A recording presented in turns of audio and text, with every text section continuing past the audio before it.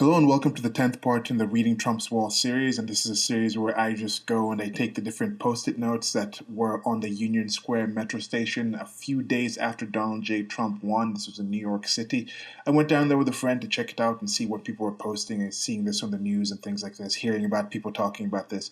And with this situation, I am keeping in mind that people literally mean figuratively, especially when talking about politics. Do they literally mean what they wrote on that wall? What was a figurative thing behind it? Because when I went down there, I posted Trump train to Magaland is for everyone and drew that Trump train. I didn't literally mean we're going to jump on an actual physical train and go to a physical location called Magaland, but what was my figurative thought behind that? I thought this was going to be Trump. He's going to affect the world. It's going to involve everyone in different ways, positive and negative.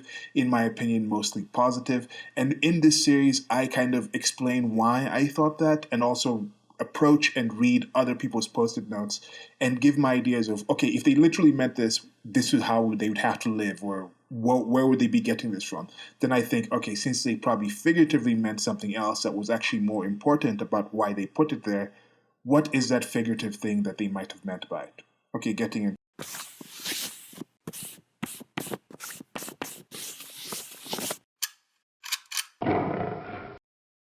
This is the 10th one of this series, and I'm recording this on March 14th, 2020, and Corona-chan is here in a big way. She's been around for a while, and Corona-chan is the anthropomorphized anime version of the coronavirus and COVID-19 situation, pandemic in the world right now. I have a separate video ranting about that, and I'll just touch on that a bit here.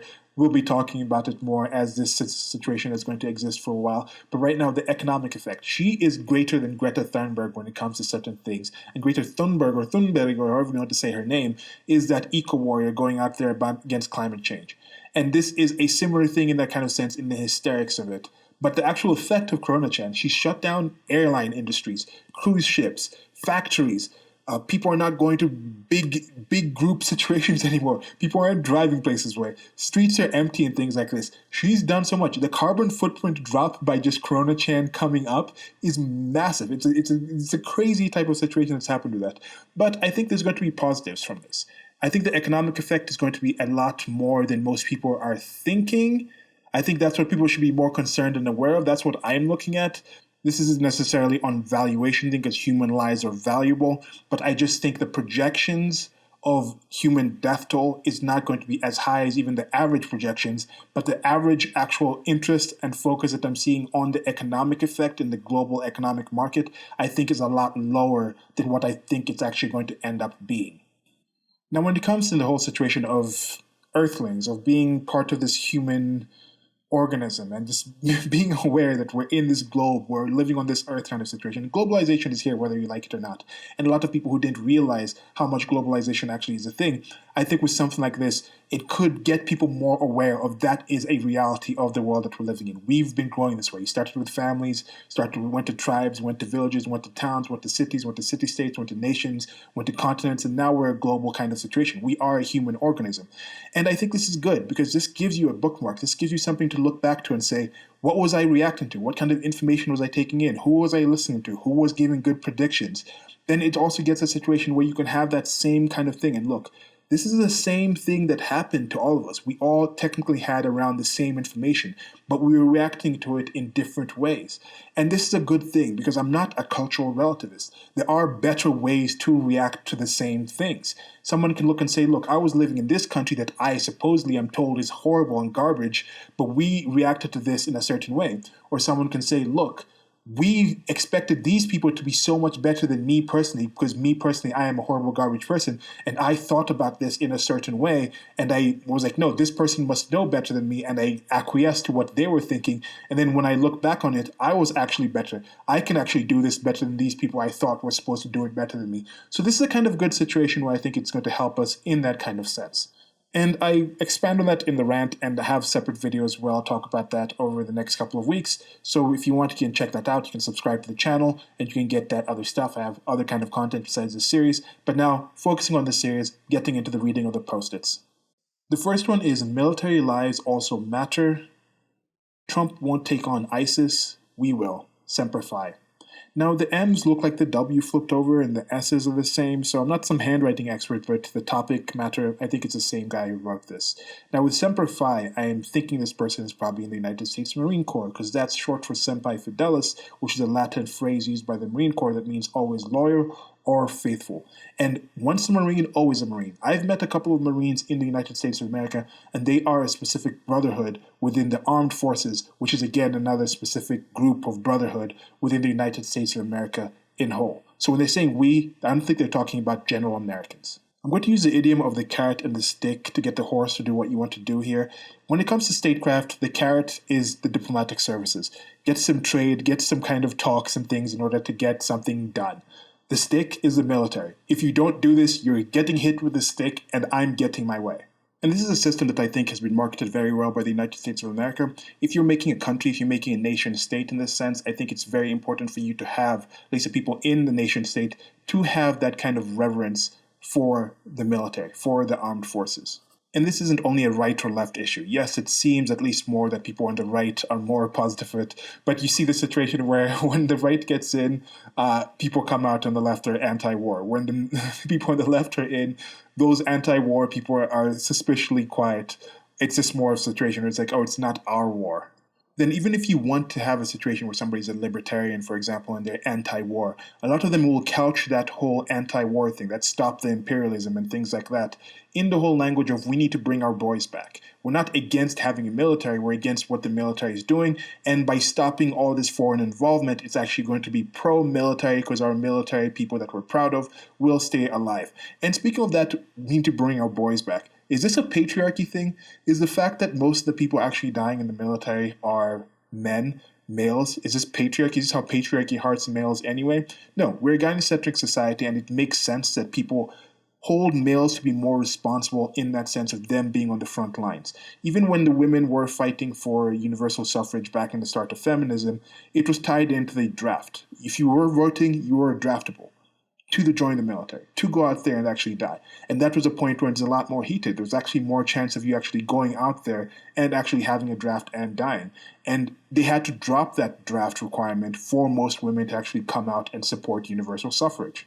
Now, the nature of the military has changed now. That's part of why you see women fighting to get into the military. Look at the roles they're joining in the military. It's not all the same. You're not looking for these big steps of them having 50% representation on frontline troops. It's no, we want more representation in the massive administrative system that the military has become. And in addition to all of that, there's a different expectation of what militaries actually do. What is a situation that actually requires somebody to go out there and have their actual troops, their actual active troops out there against other human beings and other enemy combatants. There's a lot I could talk about on this, but I want to focus mostly on the post-it. Trump won't take on ISIS. We will. Now, people often say things like, okay, Trump is doing this. Obama did that. Bush should have gone there. Clinton should have come here. In this kind of situation, they're literally talking about what the military was doing, but they're figuratively saying it was this person or that person doing this.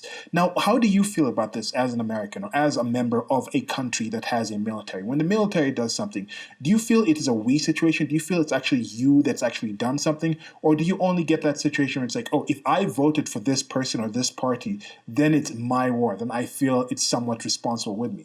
I think with this person writing this, they are literally somebody in the military. They're literally somebody that's been out there in the expletive, getting shot at, shooting at other people, putting their literal life on the direct line in that kind of situation. And I think that changes that situation. That's like, yes, we're the ones who will actually fight. We're the ones who actually will engage. So in that sense, he's saying we matter. You should actually think and consider what's happening with the military members. Now, a question for this guy and other people out there. Do you think in the United States of America that the military doesn't matter? Do you think there are programs and concerns for the military that show the military matters, so they shouldn't write military lives also matter? Now, if you say they are, look at Black Lives Matter. What do you think the treatment of black people today is compared to what the military today is treated like? Are there programs and things and appreciation and representation of the black people in the United States of America? I think they still are. So in these situations, whose lives matter in these situations? Are you in the military? Do you know somebody in the military? Let me know what you think. Now, to finish off with this post, paraphrasing something I heard from Bill Whittle when he was talking about the military, a good way of looking at military engagements, it's not necessarily what you saw, but what you didn't see. Yeah, we saw this amount of time being spent there. We saw this amount of money being spent in there. But what we didn't see was what would have happened if the military wasn't there. ISIS, Al Qaeda, these groups could have actually embedded, gotten stronger, gotten to the point where they have more of a base to actually launch terror attacks all over in the world. That's something to consider. You can look at that in the coronavirus situation. 53 billion is being spent, but then what would have happened if this 53 billion isn't being spent? That's one argument you hear. Now, one argument I don't think people make that much that I'm going to make is that opportunity cost, the concept of opportunity costs in economics. Sure, people might say, oh, we need universal health care, and if we had that, would be better established to actually take on something like the coronavirus. No, on the contrary, if you didn't have so much state involvement in the medical system and you had more private sector, there might have been a situation where there actually was a system better set and better equipped to deal with something like this. Okay, so into the next post-it. United we stand, united we fight. So a few things on this. I'm just going to give a quick touch on the military situation that I was talking about before. This is a thing where it's not easy to just get somebody. You can't just grab somebody from general population and put them out there in the military and expect them to actually be a soldier, be actually a person who can go out there and shoot this other person because you told them to shoot this other person. I think they found out after World War I, that very few soldiers actually shot even when being shot at. And yeah, Europe was different in that situation. You weren't necessarily fighting at your village. You didn't really have that identity of this European nation in that same way. So you could be 100 miles away from your village versus being in front of your home where it's like, okay, if I don't shoot this person, my home is going to be burnt. I think that's a situation where, for most people, it's a lot easier for them to think, yes, I am going to defend myself. This person is a direct threat to me in that sense.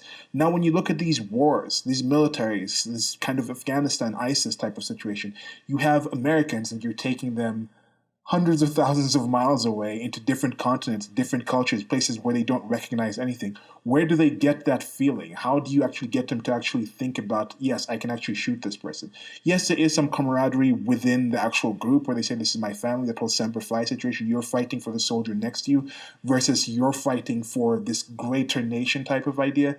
I don't think that's as easy to sell. Now, when you get to a situation where this person posting this, what are they talking about? Was this a military person? Or is this somebody saying we're going to be united against Donald Trump? Is he seeing that as some kind of threat that they're going to fight against? What is the actual threat? How do you convince other people that there's a threat about this? Then I look at people who are talking about identity politics on the political left. Is this somebody on the political left who's saying, oh, we're going to unite against this white male patriarchy type of force type of thing, this white supremacy thing? Where is that in there? And then if you're on the left and you're on identity politics type of thing about dividing people up into different groups, how are you going to unite these different groups together against some supposed common goal? You're not going to have that, and that's why you see the left kind of fighting the left, I think, now a lot more than you see people on the right fighting the right. There were the Never Trumpers, but I don't think they were necessarily like as combative as you see people on the left fighting the left right now. So what are you united against? I was talking to a friend. I think he came up with a great analogy for this, or a great way to put this in that conversation. We were talking about sobriety, stopping drinking. So imagine you have a situation where a lot of people have just been going to the bar every day. That's what they do. After work, they go to the bar, they drink, they talk to the friends, they go home. Their family's still going on, the kids are still going to school, they still go to the job, they still bring in the money back. But then all of a sudden, those bars close for 3 months. All the bars in the area, everywhere, close for 3 months. After the 3 months, they open again. Most people will go back to the bars. But pretty much everyone who stopped going to the bars would have thought of other ways to do things that they used to do at the bar.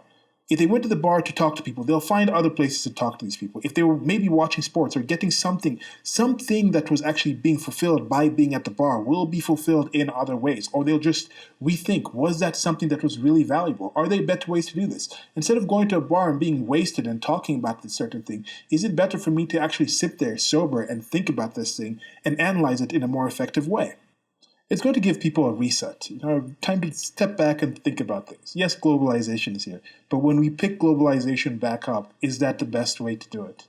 Yes, there's certain issues that exist, but how big are they? The next time somebody wins an election and they tell you in 2020 that the world is going to end, is it actually going to end? Are they actually talking about that? Is that actually the reality of the situation? What are the actual things that do unite us? What are the actual things that we can be united over to actually think this is worth fighting for or against? So thanks for listening. I'm going to call it here for today. And I've been getting some good feedback from this from the few people that have seen it. So please share it around. Let me know what you guys think about this. Let me know about if you had posted on this wall. If you have photographs or similar things to this, you can contact me at TT2MAGA at carbon33.com. There's a link below where you can get that email, or you can just send it to me. And then I want to get more of these so I can actually read more of these and just keep this series going, and we can see if we can get some more understanding. So let me know what you think about the ones in this one. It was about the military, about being together. Till next one, goodbye.